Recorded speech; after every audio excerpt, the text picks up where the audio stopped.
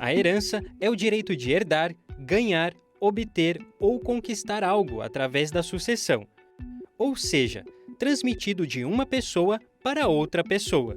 No âmbito jurídico, a herança é todo bem material, direito ou obrigação que é passado para outra pessoa através de testamento. Normalmente, são imóveis ou carros que uma pessoa, quando morre, repassa para os seus herdeiros.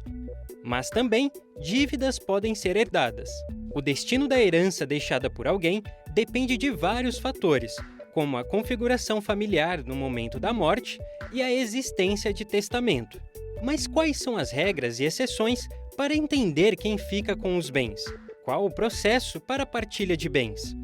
Hoje, no Bendita Hora, iremos falar sobre isso e muito mais. Fique com a gente! Olha aí, minha gente, tá vendo? Um assunto muito, muito importante. Mas é aquela conversa que você chega na família, assim, e fala, gente, olha, sabe de uma coisa? A gente precisa falar um pouquinho sobre... depois que eu morrer, eu tenho um patrimônio, eu tenho essa casa, eu tenho um carro, eu tenho um dinheirinho meu. Não fala sobre essas coisas não, porque isso aí só traz coisa ruim, hein? Você já tá fazendo, sei lá, tá pensando no meu enterro já? Não, minha gente, é porque a gente sabe que isso certamente vai dar problemas depois. E a gente nunca sabe quanto tempo a gente vai viver. Por isso, eu tenho a honra de trazer o doutor Issei Yuki, que é um grande advogado. Doutor Issei, muito boa tarde. Boa tarde, padre. Vamos tentar elucidar algumas dúvidas dos nossos amigos aqui. Bacana. O doutor Issei, acho que nada melhor do que o senhor mesmo explicar por que é tão importante, enquanto nós estamos por aqui, que vivemos em família, alguém é detentor de algum tipo de propriedade, alguma coisa assim, por que tem que preparar um testamento? Por que tem que pensar nisso? Por que é tão importante isso, doutor? Porque normalmente essa questão da herança, do direito sucessório, muitas pessoas não gostam de falar desse assunto, mas é necessário, né? Por quê? Obrigatoriamente, com o falecimento do ente querido, é obrigatório a realização do inventário. Uma das formas que você pode, assim, para minimizar a dor e a briga que normalmente existe a posteriori, é a questão do testamento, como o senhor falou. Mas mesmo com o testamento, tem que ser aberto o inventário. Entendi. Tá? Aí o testamento, como que a gente faz o testamento? Ele pode simplesmente ir até um cartório notarial, né? Ele faz a escritura lá, constando todos o patrimônio que existe, né, na família, e faz a divisão de acordo com a vontade do autor da herança. Só que não é simplesmente do jeito que ele entende que vai doar assim, eu tenho 3 filhos, eu não vou deixar para um filho em detrimento dos outros 2 filhos. Ele não pode fazer isso. Entendi. Tá? Ele tem que... seguir as regras da legislação, né? Qual é o patrimônio existente e o que ele tem que deixar para os herdeiros legítimos, que a gente fala, né? Então, 50% do patrimônio dele, ele obrigatoriamente tem que distribuir entre os herdeiros legítimos. Os outros 50% ele pode fazer o que ele quiser, ele dar, doar, passar para quem ele quiser. Isso aí porque ele é o detentor, então Sim. ele tem esse direito, registrando isso no cartório. Sim. Tá. Por isso que é importante fazer primeiro esse determinado trabalho, que é registrar. Sim. Tudo aquilo que você tem como patrimônio, né? Mas isso independe da família. Por exemplo, eu sou pai, minha esposa faleceu, eu tenho propriedades, eu tenho 3 filhos. Independente do que um ou outro gostaria de ser herdeiro, sou eu que determino. O senhor que vai determinar, lembrando daquele detalhe, ele só pode dispor de 50% do patrimônio dele sem ser o que cabe para cada herdeiro legítimo. Os outros 50% ele pode doar para uma instituição, para um outro filho, para um outro parente, a quem quer que seja. Mas os 50% do patrimônio, ele é resguardado para os herdeiros legítimos. Perfeito. Muito bem.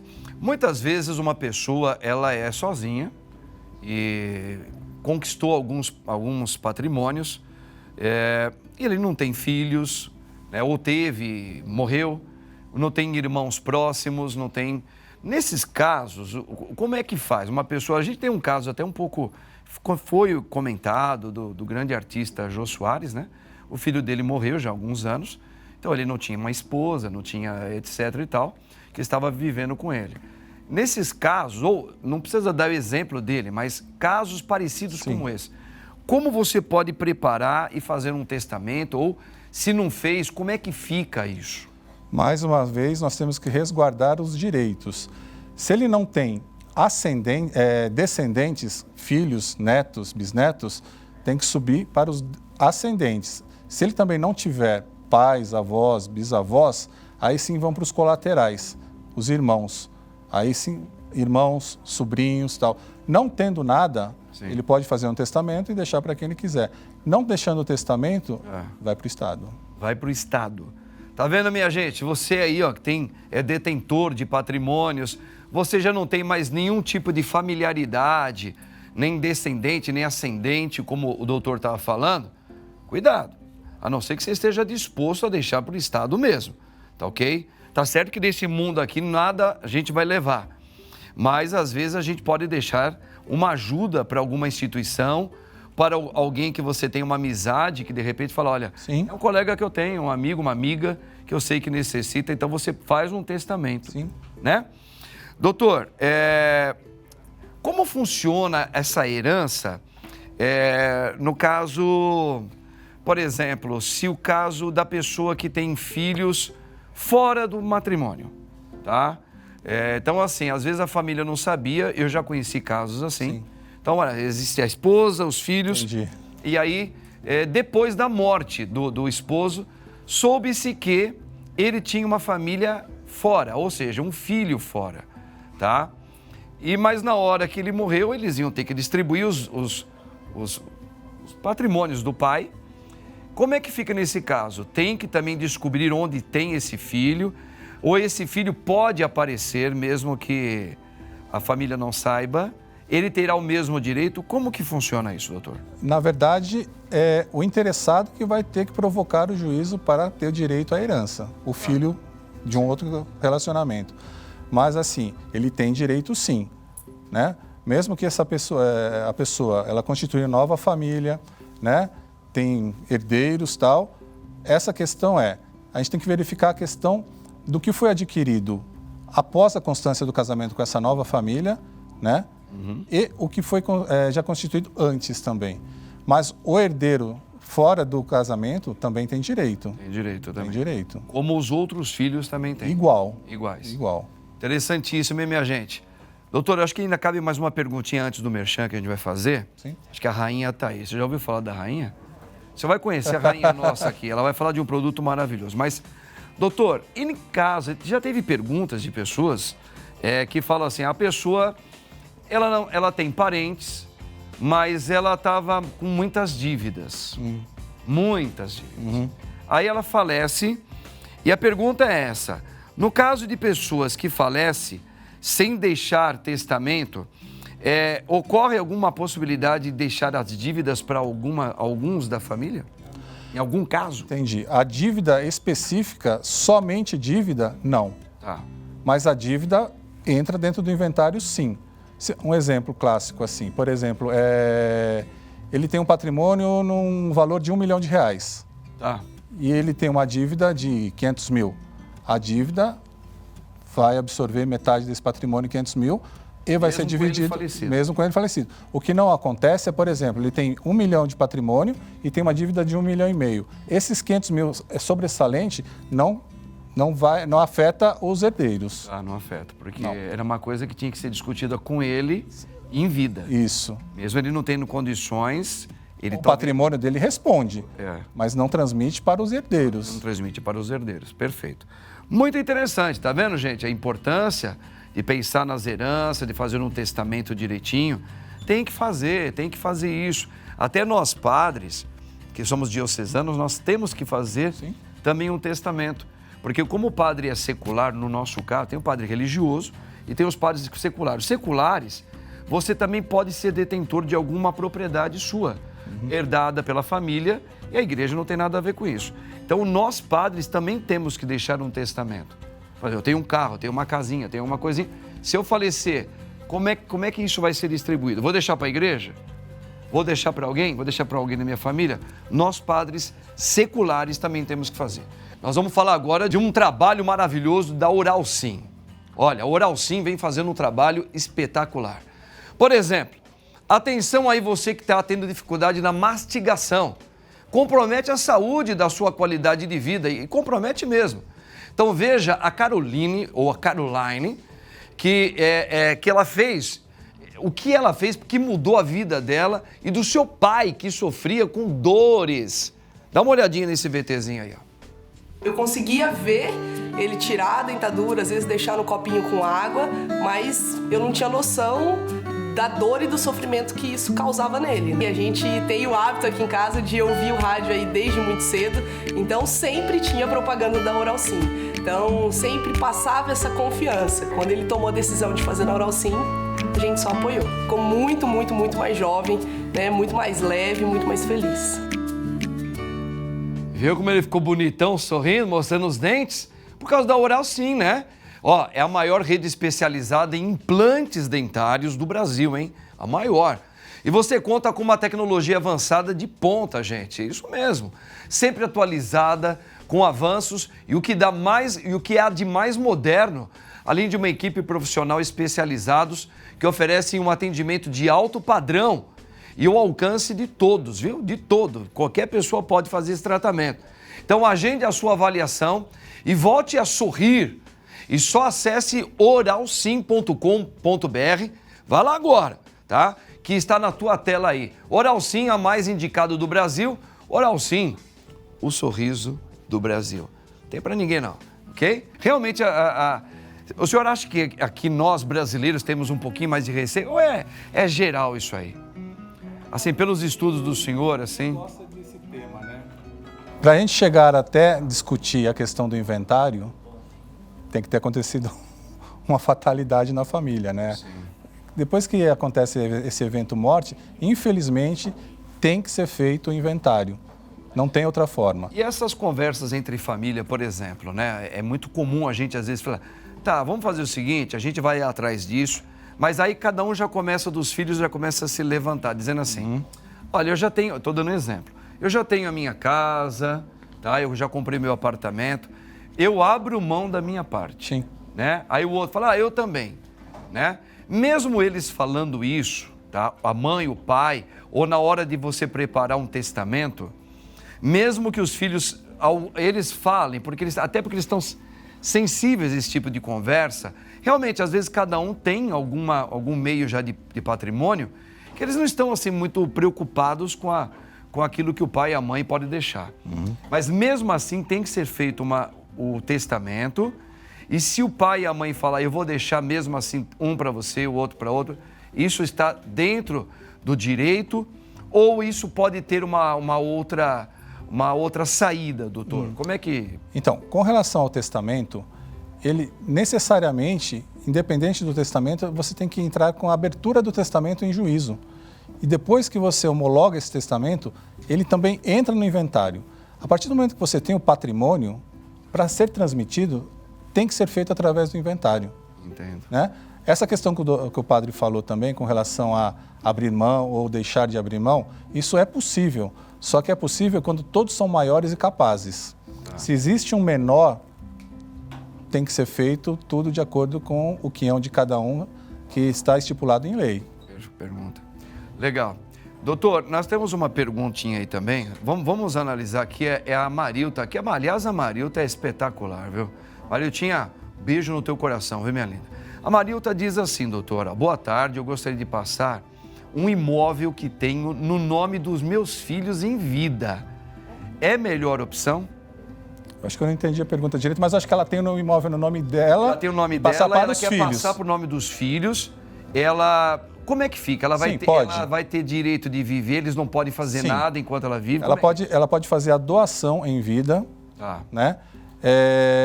E pode deixar como usufrutuária a pessoa dela. Então, enquanto ela estiver em vida, ela vai poder utilizar esse patrimônio, esse bem. Sim. Depois do falecimento, ele automaticamente só... E como é que é dado o nome para esse desenvolvimento aí? Ele entra como o quê? Tem que fazer uma doação. Doação? Doação em vida. Isso, pela lei, ela fazendo legalmente isso daí, é uma ótima pergunta. Inclusive, era essa pergunta que eu ia fazer, mas você foi mais rápida do que eu, tá? Mariutinha linda. Porque assim, vamos supor, a minha mãe colocou no meu nome, ela já me doou. Só que eu tenho que estabelecer a regra, pela lei, que eu não posso modificar nada, eu não posso vender, eu não posso tirar a minha mãe de lá, Sim. porque se ela doou, é meu. Só que ela tem usos e frutos enquanto ela viver naquele local. Exatamente. Ela tem essa cláusula de usufruto, que ela vai permanecer no imóvel usufruindo desse bem até o falecimento. Tá, e isso não tem como você burlar isso. Não tem como. Não tem como. Se um filho fala, não, Essa eu vou te levar para um outro lugar, ela fala, não, mas eu quero ficar aqui. Não. Ela é a possuidora do imóvel. A no propriedade vai passar para o donatário. Mas enquanto ela estiver viva, ela é responsável pelo patrimônio. Achei interessante isso aí, né? Aí, Mariutinha, então, você já sabe como é que faz, né? Pode estar buscando esse trabalho aí, que você pode fazer uma doação sim, tá bom? Temos mais uma aqui, a Afre. Ela fala, boa tarde, padre, boa tarde, doutor. Gostaria de saber, quando tem herdeiro já falecido e os filhos desse herdeiro falecido não tem como saber como encontrá-los e ficamos sabendo que mudaram o sobrenome, eles têm direito? Todos os herdeiros têm direito. Naquela linha sucessória que eu falei para o padre. Ascendente vai ser o filho, o neto, bisneto. Toda essa cadeia tem que ser respeitada. Se o pai, o filho pai faleceu, automaticamente vai transmitir para o neto. Independente se ele não for localizado ou não. Por quê? Quando você ingressa com a abertura de inventário, você tem que colocar os documentos do autor da herança e dos herdeiros. Sim. Né? E na certidão de óbito consta que ele tem filhos. Se consta que tem filhos, a gente tem que localizar esses herdeiros para constar no inventário. Mas se a família achar que ela não vou fazer isso? Não tem como. O juiz não homologa, porque consta lá que ele tem filhos. A única forma para ele não ter direito é que se alguém traga aos autos uma certidão de óbito, por exemplo, desse herdeiro. Entendi. Mas se ele é vivo, tem que localizá-lo para ele participar da herança. É porque eu conheço uma pessoa que ela diz que o pai, ela não conheceu o pai, mas a mãe dela teve ela com ele, mas ele também tinha uma outra família. E ele faleceu, tinha condições, e ela nunca teve coragem de ir atrás. Deveria. Mas eles também não vão vir atrás dela. Eles não vão atrás. Quem tem que provocar o juiz? Nem o juiz, nada é o lá herdeiro. porque certamente ela existe. Se não tiver nada documentado que consta esse herdeiro, ele tem que provocar o juiz e ir atrás dos direitos dele. Claro que não deveria ser assim, mas claro que os herdeiros legítimos que estão ali, eles não vão ficar procurando se o pai deixou ou não deixou outro. Vamos ficar não quietinho vai, né? aqui, né? Tá certo, entendi. Temos mais uma pergunta? Dá tempo ainda? Não? Fechou? Ô, doutor, mas olha, já foi muito legal. Obrigado pela oportunidade. A sua contribuição aqui, doutor. Obrigado, viu? Deus Prazer, abençoe. padre. Amém. Espero que o senhor volte aqui para a gente tratar de outros Estamos à assuntos. disposição. Precisando, a gente está às O doutor ordens. tem uma clareza muito grande de explicar e falou hoje para nós sobre a questão da herança, o quanto é importante a gente resolver isso em vida, para não dar problema depois. Doutor, muito obrigado, viu? Obrigado. A vesícula biliar, normalmente chamada apenas de vesícula, é um pequeno órgão no formato de uma pera, que fica próximo ao fígado. A função da vesícula é armazenar a bile, um líquido que o fígado produz e que é usado pelo corpo para digerir gorduras no intestino. Esse líquido, a bile, é formado por várias substâncias que o corpo produz. Uma delas é o colesterol, que apesar de não ser o único, é o maior responsável pela formação das famosas pedras na vesícula. Essas pedras podem causar dores intensas e até mesmo outros sintomas como enjoo, febre e vômitos. O que fazer para se prevenir de pedras na vesícula? Isso é genético? Quais outros problemas podem acontecer com esse órgão? Participe do nosso bate-papo através do chat no canal do YouTube. em www.youtube.com/@benditahora e tire todas as suas dúvidas agora, no Bendita Hora. Eu vou falar agora por via Skype com o doutor Gustavo Paturi, que ele é cirurgião do aparelho digestivo e bariátrico. Olha aí, hein? O homem conhece. Doutor Gustavo, muito boa tarde. Boa tarde, Padre Marcos. Queria agradecer a você pelo convite e vamos tentar tirar todas as dúvidas possíveis aí. Que bacana. Doutor, a gente já viu aqui pelo VT que nós colocamos logo na acolhida sobre o assunto, que um dos fatores também é o colesterol alto, ele pode realmente gerar pedras na vesícula, que ela é um dos fatores, né, que tem essa propensão. Agora, doutor, é normal mesmo ter pedra na vesícula? É uma coisa genética ou não? Isso aí hoje é uma questão até talvez de uma cultura nova de alimentação que a gente está tendo, muito industrializada, come-se errado. É mais genético ou não? Explica um pouquinho pelo conhecimento que o senhor realmente tem, doutor Gustavo. Na verdade, é basicamente as duas coisas, padre. O que a gente sabe é que tem fatores que favorecem o aparecimento da doença, da pedra na vesícula. Lembrando que é uma doença da vesícula, não é só o fato de ter pedra, tá? Então, o fator genético, ele influencia bastante. Então, quem tem histórico de parente de primeiro grau com pedra na vesícula, mãe, tia, prima, sua chance de ter aumenta muito. Então, o que a gente fala é que quem tem histórico de parente de primeiro grau com pedra na vesícula, sua chance de ter aumenta em cerca de 25 vezes. Puxa, tem outros fatores que favorecem, o fato de ser mulher, o sobrepeso, a obesidade, o ganho de peso em curto espaço de tempo, as perdas de peso em curto espaço de tempo e alguns tipos de cirurgia, como, por exemplo, a própria cirurgia bariátrica, também pode aumentar o risco de ter pedra na vesícula. Poxa. A dieta tem um papel fundamental também, principalmente aquelas dietas ricas em gorduras e alimentos multiprocessados. Por isso que é uma doença que, na verdade, vem aumentando cada vez mais. Entendi. Porque a gente vê que o sobrepeso e a obesidade, cada ano que passa, aumenta cada vez mais. E isso principalmente por causa de uma dieta rica em gordura e alimento multiprocessado. Certo. É uma doença bastante comum. Eu tenho cerca de 30, 40 cirurgias por mês só de pedra na vesícula. Meu Deus do céu. Doutor, interessantíssimo isso. Agora, olha assim, pessoal que teve uma dúvida, alguns falam, mas quando se tem pedra na vesícula, ela não se tira a pedra da vesícula, tem que tirar a vesícula para que tudo seja solucionado? Ou existe uma outra maneira de se tratar? Essa pergunta que você fez, Padre Marcos, é ótima, porque às vezes as pessoas confundem o quadro de pedra na vesícula com pedra no rim.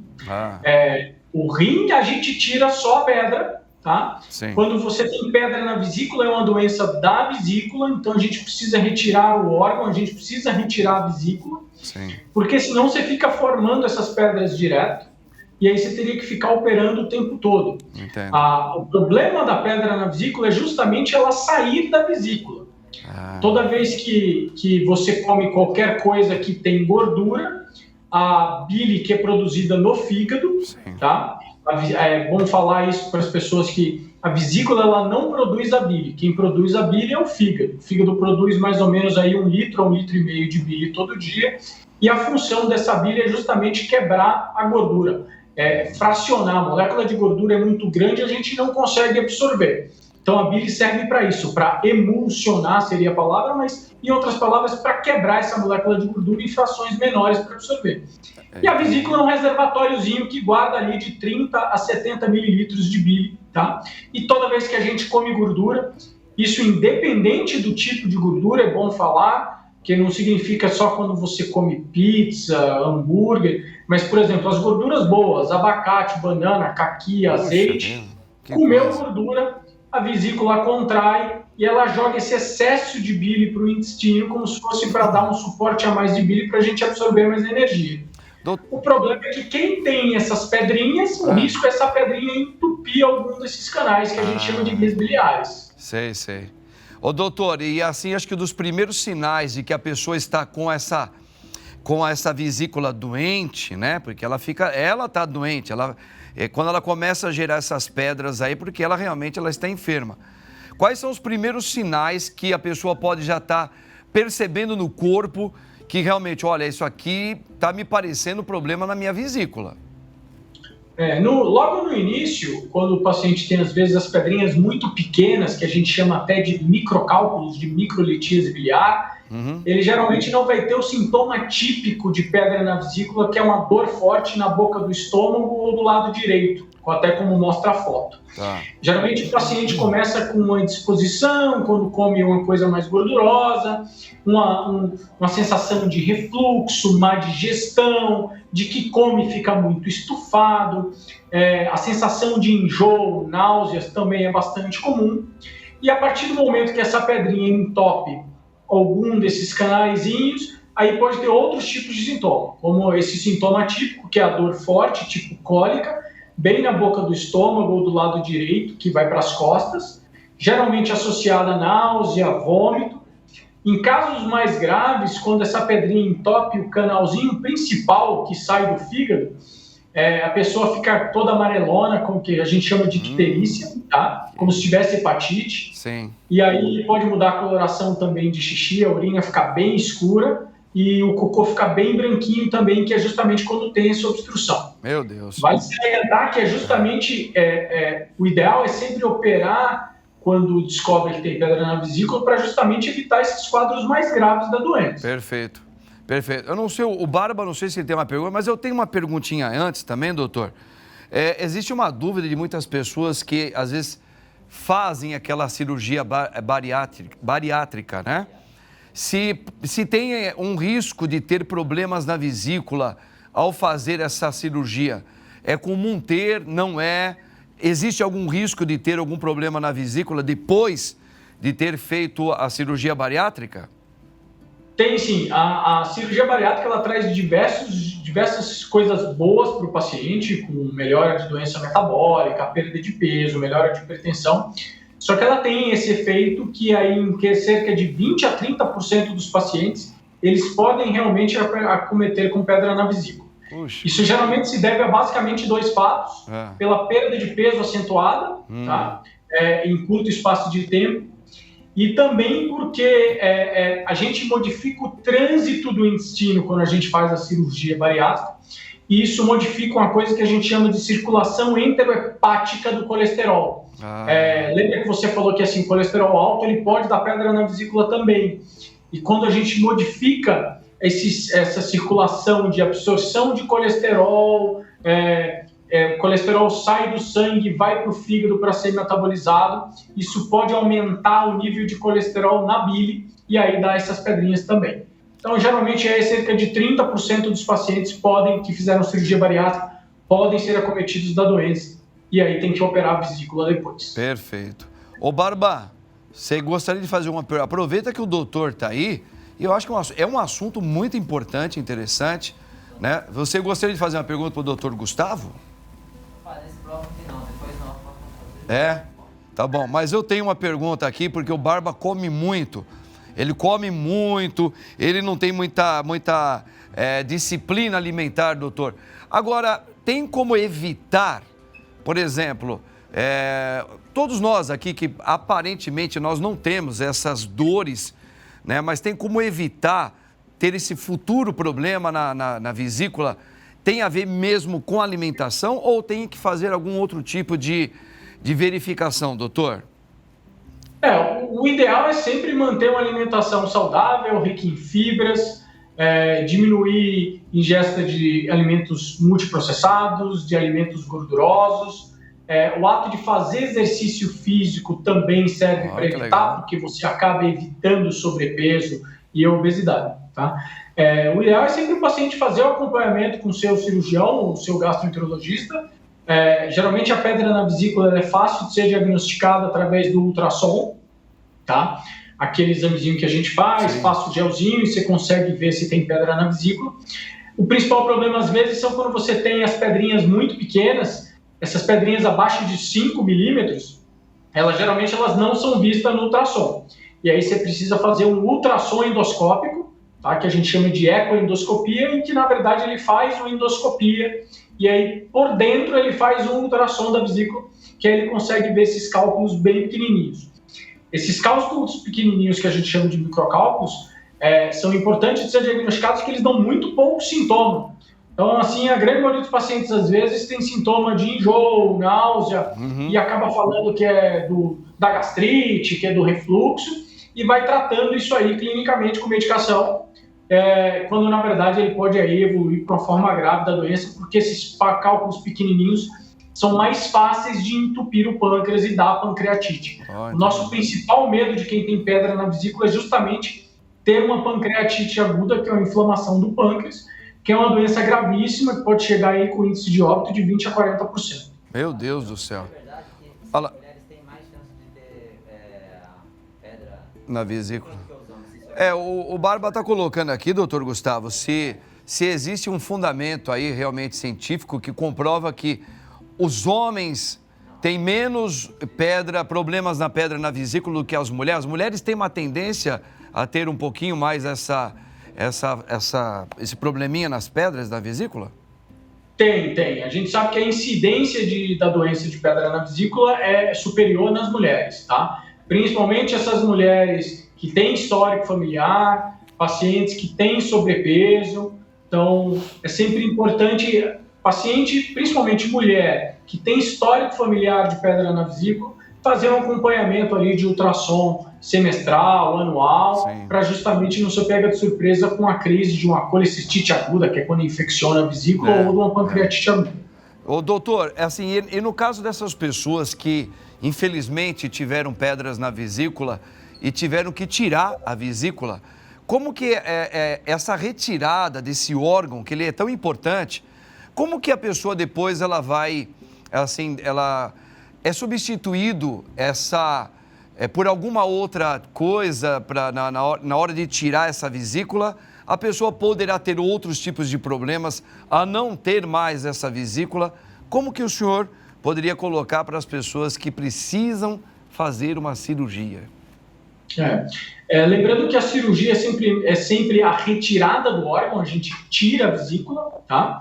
E lembrando aquilo que eu falei inicialmente, quem produz a bile é o fígado, então você produz mais ou menos aí 1 litro a 1,5 litro de bile todo dia, tá? Independente da vesícula ou não. Então a retirada do órgão, lembrando que esse órgão ele já está doente a partir do momento que ele tem pedra na vesícula, ele já está doente, ele não está funcionando da forma correta. Perfeito. As pessoas vivem normalmente sem a vesícula, tá? E o máximo que pode acontecer é de 2% a 3% dos pacientes podem ter diarreia quando comem gordura, tá? Então, geralmente é aquele paciente que quando faz uma dieta mais rica em gorduras, então, por exemplo, eu geralmente dou o exemplo de pacientes que me falam, doutor, eu fui numa pizzaria, comi uma pizza de 4 queijos, que é bem gordurosa, termina de comer a pizza e fala, nossa, eu acho que eu preciso ir no banheiro. A gente chama isso de diarreia osmótica, porque a quantidade de gordura que ele comeu, a bile que está descendo direto do fígado não consegue absorver aquilo tudo e ele acaba tendo essa diarreia, tá? Ele não perde peso, não ganha peso, retirando a vesícula, não deixa de absorver nenhuma vitamina. Então, na verdade, o único problema em si é esse percentual de pacientes que às vezes pode ter diarreia quando come gordura. Perfeito. Por isso, justamente quando eu vou fazer a cirurgia dos meus pacientes, eu peço para eles ficarem com a dieta pobre em gordura aí por cerca de 2 a 3 semanas depois da cirurgia, tá? Eu peço antes também para evitar que eles tenham crise, mas eu peço que depois que a gente faz a cirurgia eles fiquem de 2 a 3 semanas aí sem uma dieta rica em gordura para tentar evitar, porque o fígado acaba suplementando esse algo a mais, esses 50 a 70 mililitros a mais que teria na vesícula. Perfeito. E no caso das pessoas que precisam fazer a cirurgia urgente, mas ela já vem manifestando muitas dores, ela até o dia da cirurgia, até se preparar, correr, ir atrás, pode levar horas ou até alguns dias. O que o senhor, como cirurgião, o senhor diria para os telespectadores que já estão tendo dores, o que fazer nesse tempo até o momento da cirurgia? Essa pergunta foi ótima, Padre Marcos, porque assim, a gente vê muitos pacientes às vezes sofrendo bastante com quadro de dor constante, dor pós-alimentar. A partir do momento que o paciente tem dor, o ideal é que ele seja avaliado por um médico, porque às vezes ele já está fazendo o quadro da inflamação da vesícula, que a gente chama de colecistite, e isso pode ir progredindo e piorando o quadro dele, ele pode evoluir para uma infecção generalizada. Sim. Então, a partir do momento que ele tem dor, o ideal é ele já procurar o cirurgião para justamente avaliar se dá para fazer uma cirurgia eletiva, que seria o quê? O paciente passa comigo, eu vou pedir os exames pré-operatórios, ele vai passar num cardiologista e a gente vai marcar a cirurgia dele para daqui a 2, 3 semanas. Tá. E ele consegue ficar essas 2, 3 semanas bem. Ou se o paciente tem uma dor intensa, uma dor recorrente, então o paciente me fala, doutor, hoje eu almocei e tive dor, depois eu fui jantar e tive dor. Geralmente, nesses casos, eu indico a cirurgia de urgência. Então, faz-se uma internação de urgência e a gente opera esse paciente naquele mesmo dia ou no dia seguinte, para justamente tentar evitar os quadros agudos. Lembrando que os quadros agudos, eles aumentam o risco de vida do paciente, eles aumentam o risco de infecção, de sangramento durante a cirurgia. Por isso, o ideal é sempre descobrir o que tem pedra na vesícula, procura o seu cirurgião para evitar as formas graves e aumentar o risco da cirurgia e não ser submetido a uma cirurgia de emergência. Entendi. Então, seria bom evitar exatamente nesse momento o uso, né, de algum tipo de medicamento para amenizar a dor. Então, a melhor coisa é ir já diretamente no médico para que as providências sejam as mais rápidas possíveis.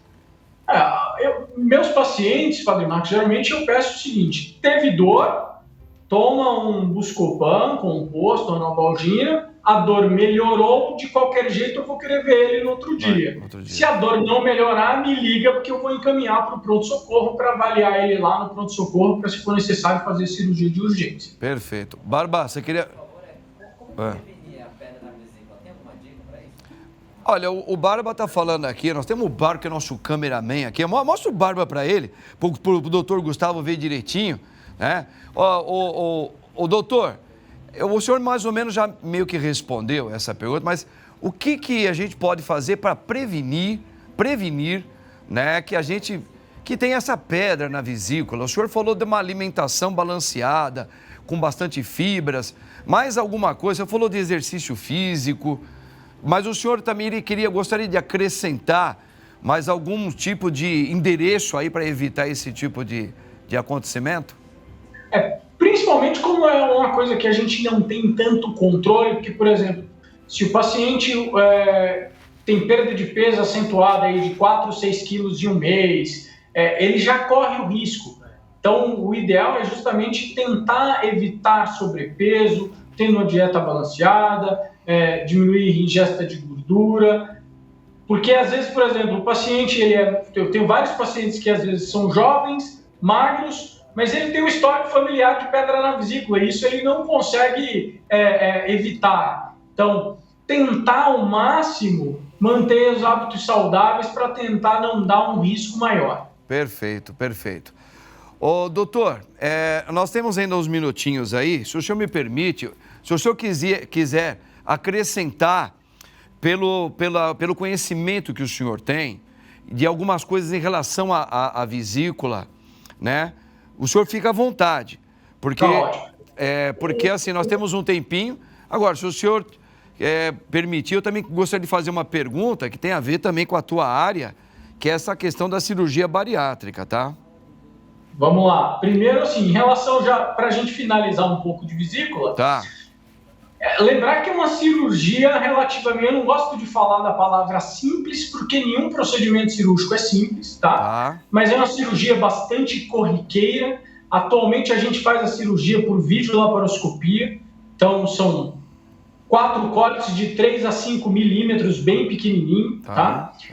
O paciente geralmente opera de manhã e acaba indo embora para casa no fim da tarde, tá? Puxa, afastamento de trabalho de 3 a 7 dias, afastamento de atividades de exercício, de 1 a 2 semanas. Então, é uma cirurgia bastante corriqueira e o ideal é o paciente sempre operar dessa forma eletiva, já a partir do momento que ele descobre a doença, já marcar a cirurgia, para justamente evitar esses quadros mais graves. Às vezes, os quadros mais graves a gente não consegue fazer a cirurgia por videolaparoscopia, tem que fazer aquela cirurgia aberta, com corte, o paciente passa 2, 3 semanas internado. Meu Deus. Então, fez o diagnóstico, já procura o seu cirurgião para tentar resolver o problema. Que legal, bacana, bacana. Isso é muito importante, viu, doutor? Porque o pessoal tem medo, às vezes, né, de imaginar o tamanho dessa cirurgia.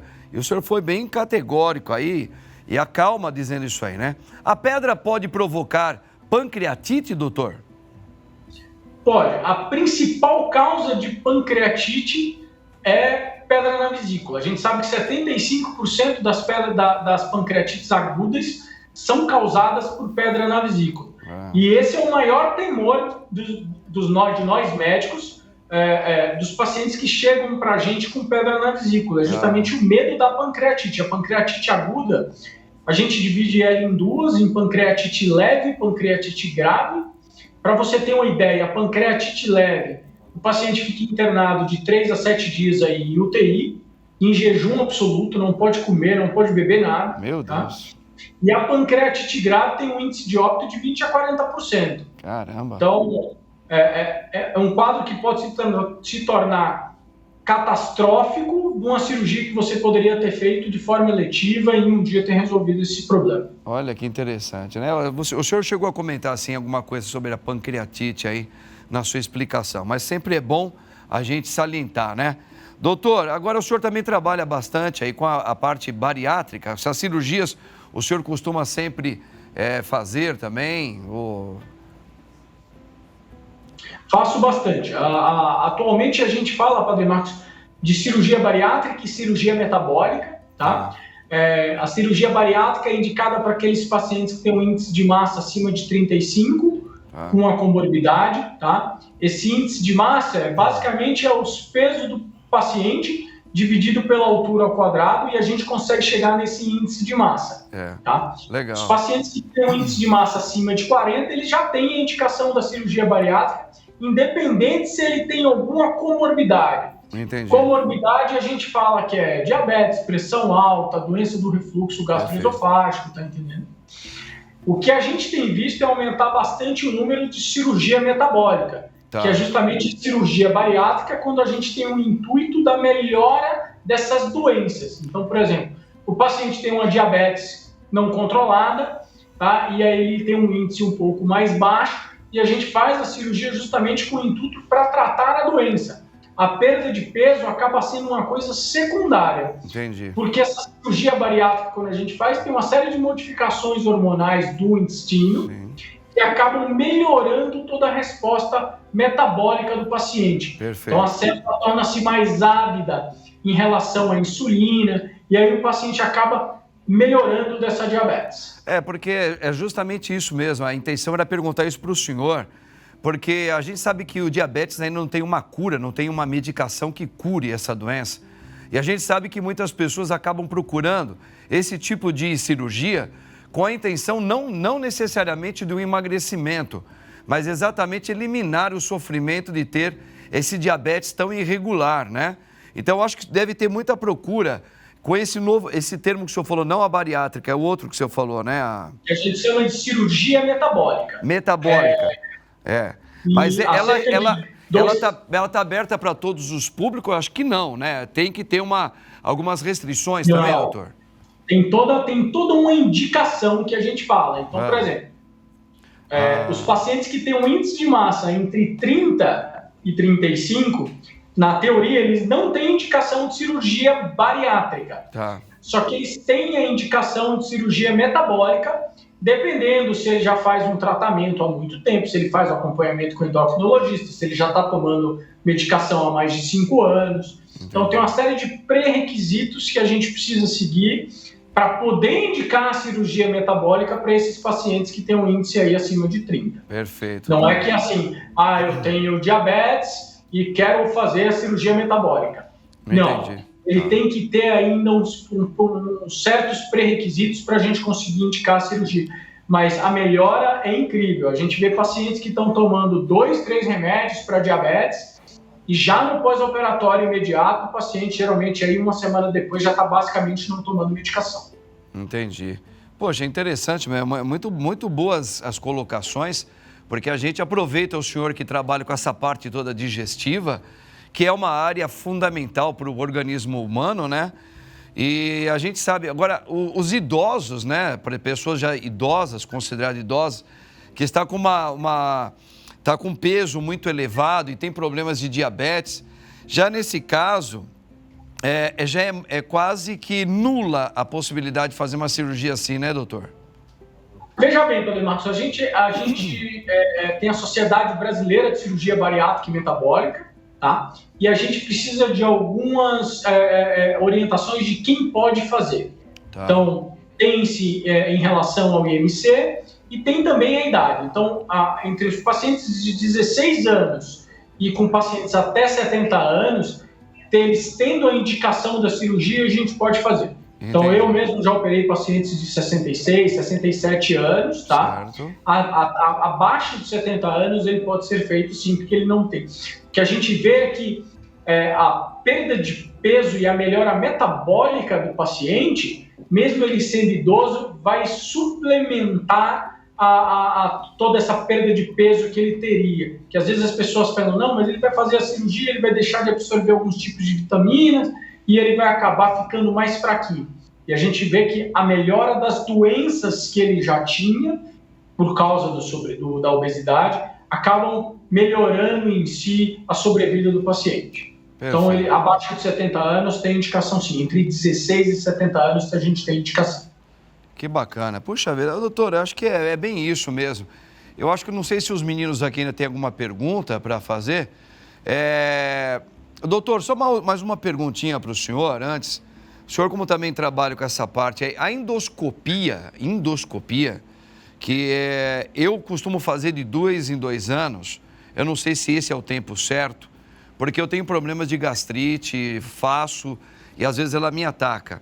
Mas, primeiro, esse tempo de 2 em 2 anos, ele é realmente o considerável, né? Acho que não pode ser muito antes, acho que não convém, não é? A não ser que seja por casos agressivos, mas se é esse tempo mesmo para quem tem problemas de gastrite, e se a endoscopia, ela também é capaz já de verificar, eu acho que não, mas a questão da vesícula, a pedra na vesícula. Na verdade é o seguinte, acima de 30 anos, todo mundo tem que fazer uma endoscopia, isso faz parte de avaliação de aparelho digestivo. Perfeito. Então passou dos 30, mesmo assintomático, ele tem que fazer uma endoscopia. Os meus pacientes acima de 45, eu já peço também a colonoscopia, mesmo que ele não tenha sintoma nenhum, que isso já é para prevenir a questão de câncer de intestino, que a gente vê que está aumentando bastante, tá? Em relação ao que você me perguntou de 2 em 2 anos, tudo isso depende muito de queixa do paciente e do tipo de doença que ele tem. Às vezes, se é uma gastrite leve, alguma coisa, 2 em 2 anos não tem problema, pode fazer. Só que tem alguns casos que, às vezes, o paciente tem, por exemplo, uma esofagite intensa, ou ele tem uma coisa que a gente chama de esôfago de Barré, que é uma lesão pré-cancerígena causada pelo refluxo, que, às vezes, eu preciso fazer esse exame de 6 em 6 meses. Perfeito. Tá? Isso depende muito do tipo de patologia e da sintomatologia que o paciente tem. Perfeito, tá? Perfeito. Em relação à endoscopia ser utilizada para ver a vesícula, a gente utiliza do exame que a gente chama de ecoendoscopia, que é aquele ultrassom endoscópico. Então, o que acontece? Às vezes, o ultrassom normal, ele não consegue ver essas pedrinhas na vesícula abaixo de 5 milímetros, e aí você faz essa ecoendoscopia, que nada mais é do que ele faz uma endoscopia, e na ponta do endoscópio tem um ultrassom, e ele faz um ultrassom por dentro. É um exame importantíssimo, principalmente para quem tem uma sintomatologia muito exuberante de náuseas, enjoo, refluxo, e geralmente na endoscopia digestiva alta não tem muito achado, e aí a gente precisa avaliar melhor a vesícula. Perfeito. Doutor, muito obrigado pela sua participação. O senhor foi brilhante hoje aqui nas suas colocações, muito esclarecedor. Eu creio que ajudou muito nossos telespectadores. Doutor Gustavo, nosso grande agradecimento aqui pela Rede Vida e Televisão E até a próxima, se Deus quiser. Obrigado a você, Padre Marcos. Obrigado a Rede Vida. Amém. Tamo juntos aí. Desde a pandemia da Covid, muito tem se falado sobre imunidade. O termo se refere à capacidade do nosso corpo de reconhecer agentes estranhos e provocar uma resposta contra esses agentes, evitando que eles nos causem danos. Ou seja, defender nosso corpo contra os invasores, micro-organismos como os vírus, por exemplo. A imunidade é garantida graças ao nosso sistema imunológico, o qual é formado por moléculas, células, tecidos e órgãos que atuam de maneira conjunta para garantir nossa proteção. A imunodeficiência ou imunidade baixa existe quando esses componentes sofrem algum tipo de alteração. Muito se fala sobre o assunto, mas em meio às informações, existem mitos e verdades. Por exemplo, você já deve ter ouvido alguém falando sobre aumentar a imunidade, ou então dizendo que vacinas podem sobrecarregar o sistema imunológico. Mas afinal, o que exatamente é a imunidade e o que de fato é verdade ou mito em meio às muitas informações que recebemos? Acompanhe agora o Bendita Hora e esclareça as suas dúvidas sobre o assunto. Minha gente, eu tomando aqui o meu cafezinho bem gostoso que o Barba preparou hoje pra gente. Quero ver se a minha imunidade tá boa, né? Porque quando o Barba faz café eu tenho até medo. Mas eu tô tomando aqui confiante. Mas agora, gente, ó, quando um padre fala de imunidade, a gente tem que falar de um médico muito capaz para nos esclarecer algumas dúvidas. Eu tenho a alegria de estar aqui hoje no meu programa Bendita Hora. Ele, Dr. Cláudio Muti. Dr. Cláudio, muito boa tarde. Obrigado, boa tarde, obrigado pelo convite, prazer estar aqui com você. Muito bem, doutor, gostei muito, até porque o doutor, eu fiz uma brincadeira aqui, eu estou muito feliz que o Palmeiras ganhou. Falei assim, doutor Sérgio falou, não sou palmeirense, mas estou feliz porque eu tenho muitos clientes, muitas pessoas pacientes que são palmeirenses. Então, seja muito bem-vindo, viu, doutor? Obrigado, muito obrigado. Doutor, a gente tem aí, ó, o que determina, por exemplo, essa questão da imunidade? Isso realmente, ela tem a ver com uma genética? A genética influencia ou não? Como que é essa questão aí, principalmente nesses tempos que a gente está vivendo, a gente precisa ter uma imunidade alta, mas a gente vê que infelizmente não é bem assim. Não é bem assim, cada vez está ficando pior mesmo. Porque a imunidade é assim, é um pouco da genética, uns 20% da genética, depois tem a sua alimentação e as coisas erradas da vida. Porque, veja no caso, vamos exemplificar no caso do Covid, né? As pessoas que mais tinham chance de serem entubadas e morrerem, quem eram as pessoas? Os obesos, hipertensos, diabéticos e mais velhos. Sim. O que essas pessoas têm em comum? Essas quatro ou mais pessoas têm em comum. As que passavam pior, as que tinham mais chance de falecer no Covid. Inflamação. Então, eu gosto de falar muito em inflamação. A inflamação é causadora das doenças. Porque as doenças são genéticas, que você adquire da sua família, congênitas, intraútero, o resto é tudo por inflamação. Entendi. Então, quando você inflama, você diminui os seus vasos sanguíneos, diminuindo os seus vasos, você fica hipertenso. Hipertenso morria mais. Quando você inflama o seu intestino, o que acontece? Você absorve menos nutrientes. Por que as pessoas geralmente engordam? Será que é porque elas são bem nutridas? Ao contrário, as pessoas que engordam são as pessoas com pouca nutrição. Elas podem até comer bem, mas só que elas não absorvem direito. Não absorvem por quê? Se o intestino inflama, eu não consigo absorver direito os alimentos. E aí tem os diabéticos também, os diabéticos são inflamados, a insulina não consegue entrar nos receptores dela, não entra nos receptores, é difícil de pegar glicose, sobra glicose. E os idosos? Os idosos têm inflamando, com o tempo eles vão inflamando. E uma outra coisa que acontece com os idosos, nós temos o timo, nosso timo, que é uma espécie de glândula que ajuda na sua imunidade. Com o passar do tempo ele vai diminuindo. Então, a imunidade basicamente é isso aí. Então, o que melhorar a imunidade? Alimentar. Não adianta só alimentar, é desinflamar. Então, eu tenho que desinflamar. hábitos bons, a cabeça, o pensamento. É que nós estamos vivendo um... Então, só uma coisinha, doutor. Eu acho que é legal o que o senhor está falando. Quando o senhor falou desinflamar, aí o senhor falou assim, a cabeça, os pensamentos. Quer dizer que dependendo das preocupações de um ser humano, é um tipo, a gente pode dar um nome de inflamação? Sim, exatamente. Padre, eu vou te falar uma coisa. Nós temos genética. Genética. As doenças. Eu tenho um infarto na minha família. Será que eu vou infartar? Não, não é assim. Eu vou infartar. Mais importante do que genética, é bom todo mundo saber disso, é uma coisa chamada epigenética, que está entre a sua genética e você. O que é epigenética? São os meus hábitos alimentares, se eu faço alguma atividade física ou não. Eu tenho infarto, eu fumo, vai lá para cima. Eu me alimento mal, não faço nenhum exercício, vai lá para cima e me pega. Eu tenho infarto na família, eu não fumo, eu me alimento bem, eu evito alimentos ruins. Quem são alimentos ruins? Processados, ultraprocessados, fast food. Eu diminuo o máximo possível, porque falar viva sem é muito difícil. É difícil. E faço um pouquinho de atividade física e, principalmente, a minha cabeça. Opa! A cabeça é tudo, padre. Eu sempre falo isso, é mais importante que tudo.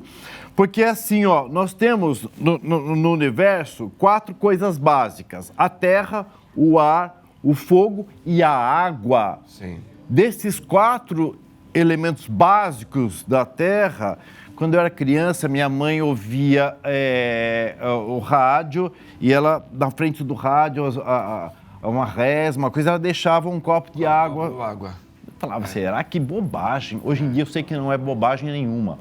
Desses 4 elementos, o que eu posso mudar com o meu pensamento, com as minhas palavras, são as moléculas de água. Eu mudo a estrutura das moléculas da água.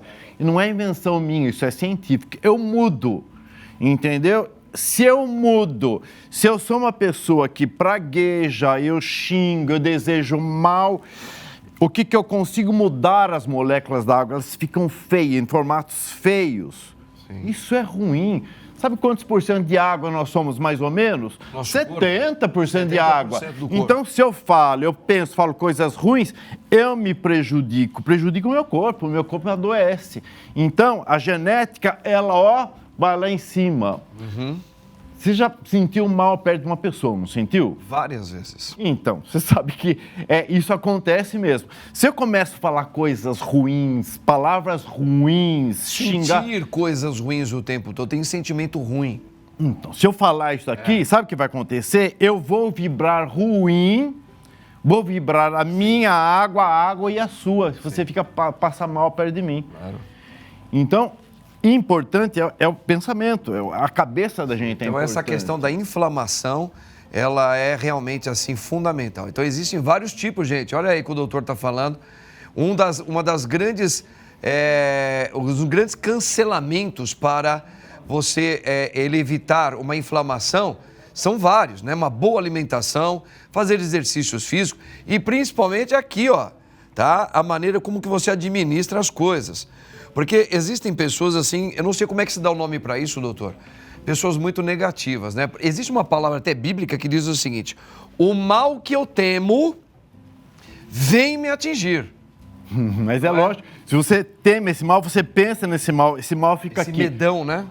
Padre, eu vou te falar uma coisa, eu falo sempre para as pessoas, quando tiver alguém ruim perto de você e nós estamos trocando energia, sim, isso é do mundo, é da natureza, nós trocamos energia. Se você está sentindo mal, sabe o que eu faço?